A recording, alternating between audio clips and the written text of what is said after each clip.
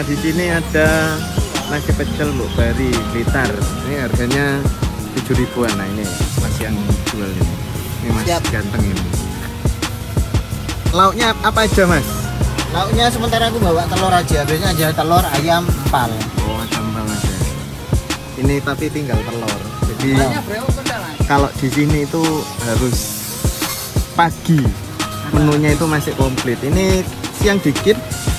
Nah, ini jam 9 udah tinggal satu, telur satu. Luar biasa sekali ini. Lokasinya ada di museum.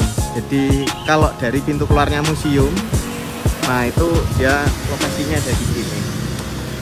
Nasi pecel Mbok Bari Blitar harganya 7.000.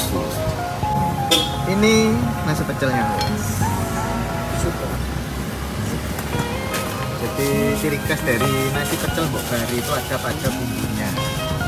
Dan Kayaknya habis dari rempahan. kayaknya tinggal rempahan. Sebenarnya ada peyeknya utuh. Ya. Tinggal rempahan. Nasi pecel Mbok Bari Museum.